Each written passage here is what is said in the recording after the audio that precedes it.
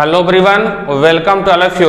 दोस्तों, आज बीपीएससी के चेयरमैन के द्वारा एक प्रेस कॉन्फ्रेंस किया गया और इस प्रेस कॉन्फ्रेंस के माध्यम से उनके द्वारा कौन कौन सी बातें आखिर कही गई है, आइए बिंदुवार और विस्तार से देखते हैं कि आखिर वो कौन सी बातें हैं। देखिए यहाँ पर लिखा हुआ है, बीएड वाले एग्जाम देंगे या नहीं, ये जो एक प्रश्न है। अब आप इसके बारे में बखूबी जानते हैं कि सुप्रीम कोर्ट के द्वारा यह फैसला दिया गया है। किसके द्वारा? सुप्रीम कोर्ट के द्वारा यह फैसला दिया गया है कि अब प्राइमरी स्टेज में बीएड वाले अभ्यर्थी शामिल नहीं हो सकते हैं। तो आखिर सवाल यही है कि जो बीपीएससी एग्जाम होने वाला है बिहार में, उस एग्जाम में बीएड वाले अभ्यर्थी एग्जाम देंगे या एग्जाम नहीं देंगे। तो अतुल प्रसाद जी के द्वारा स्पष्ट कहा गया, बीपीएससी एग्जाम बीएड वाले दे सकते हैं। क्यों दे सकते हैं? क्योंकि यह उनके अधिकार क्षेत्र में आता है।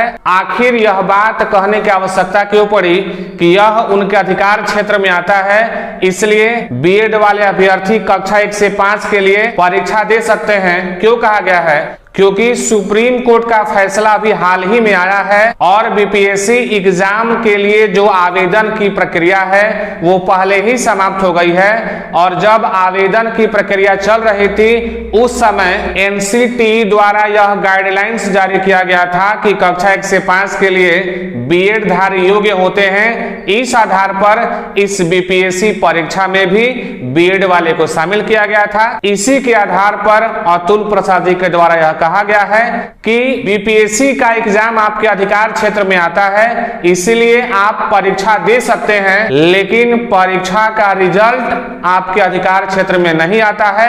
अतः आपका अधिकार परीक्षा पर है, इसलिए परीक्षा दे सकते हैं, लेकिन अब आपका अधिकार रिजल्ट पर नहीं है, इसलिए आप रिजल्ट के बारे में बात नहीं कर सकते हैं। आगे देखते हैं कौन सी बात कही गई है उनके द्वारा। अगला प्रश्न है कि निगेटिव मार्किंग रहेगा या नहीं।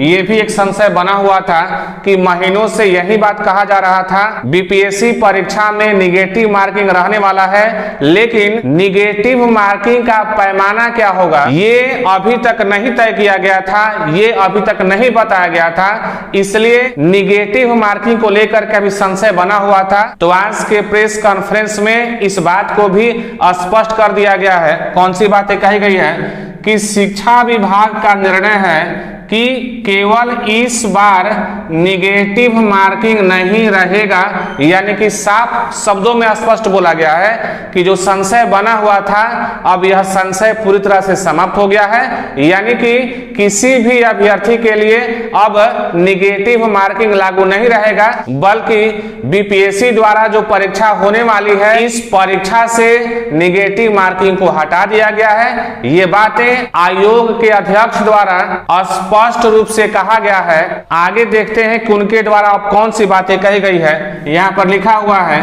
अगर बीएड वाले अभ्यर्थी बीपीएससी एग्जाम पास कर लेते हैं तो नौकरी लग सकती है या नहीं। ये भी एक बड़ा सवाल है कि इतना मेहनत करके ज्यादा से ज्यादा पैसे लगा करके बीएड किया गया, उसके बाद सीटेट या बीटेट की परीक्षा पास की गई, उसके बाद बीपीएससी के लिए फॉर्म भरा गया, महीनों से तैयारियां चल रही थी, जब परीक्षा करीब आया तो कह दिया गया कि अब बीएड धारी कक्षा 1 से 5 के लिए अमान्य है, योग्य नहीं है। इससे बड़ा घातक प्रहार जो है बीएड वालों को क्या हो सकता है? तो अब सवाल यही है, अगर बीएड वाले परीक्षा देते हैं और परीक्षा को पास कर जाते हैं तो क्या नौकरी लग सकती है कि नौकरी नहीं लग सकती है? देखिए आंसर में क्या लिखा हुआ है।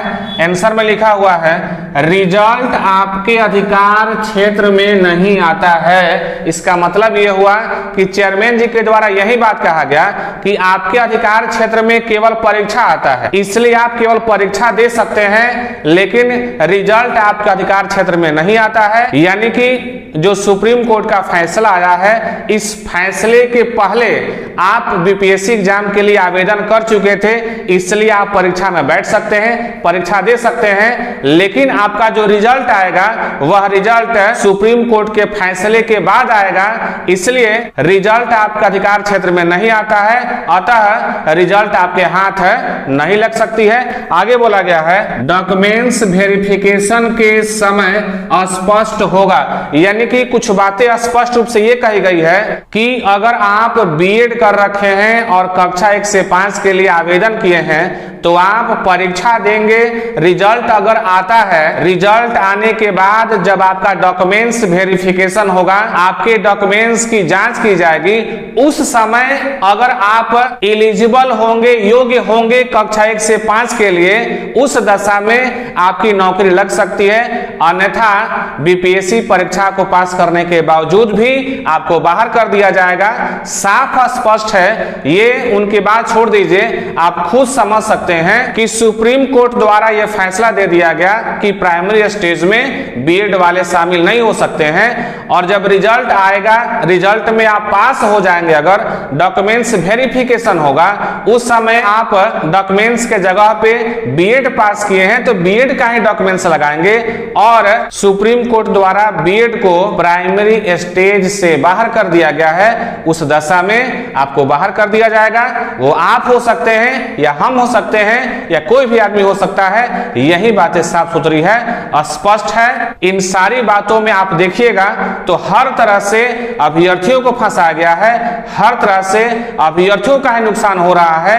कहीं से भी आपको नहीं लगेगा कि इसमें बीपीएससी अपने आप को जिम्मेदार मान रही हो, शिक्षा विभाग इसकी जिम्मेदारी ले रहा हो या एनसीटीई इसकी जिम्मेदारी ले रही है, आप कहीं से भी नहीं सुन रहे हैं, ना देख रहे हैं। इन सब में केवल और केवल अभ्यर्थी ही पीछे जाते हैं, क्योंकि मुझे ऐसा लगता है कि अभ्यर्थी ही इतना कमजोर हैं कि किसी के द्वारा जब चाहे तब कोई नियम लगा दिया जाता है और अंततः अभ्यर्थी को उस बात को मानना पड़ता है। अभ्यर्थी अगर जाते भी हैं, हाई कोर्ट जाए, सुप्रीम कोर्ट जाए, क्या मिलेगा? बस वही मिलेगा। सुप्रीम कोर्ट का आदेश है, भारत के किसी भी नागरिक को इस फैसले को, इस बात को मानना पड़ेगा। अतः कक्षा 1 से 5 के लिए बीएड वाले योग्य नहीं है, अतः आप परीक्षा तो दे सकते हैं, पता नहीं रिजल्ट आएगा कि नहीं आएगा। रिजल्ट आ भी जाता है तो डॉक्यूमेंट्स वेरिफिकेशन के समय फिर आपसे कहा जाएगा कि भाई आपके पास कोई वैध दस्तावेज नहीं है, इसलिए आपका डॉक्यूमेंट्स वेरिफिकेशन नहीं हो सकता है, अतः आप अमान्य हैं। यही बातें, इस प्रकार की बातें ही बीपीएससी के चेयरमैन जी के द्वारा आज कहा गया है। आज का प्रेस कॉन्फ्रेंस जो है बीएड वाले अभ्यर्थियों को हिला करके, झकझोर करके रख दिया है।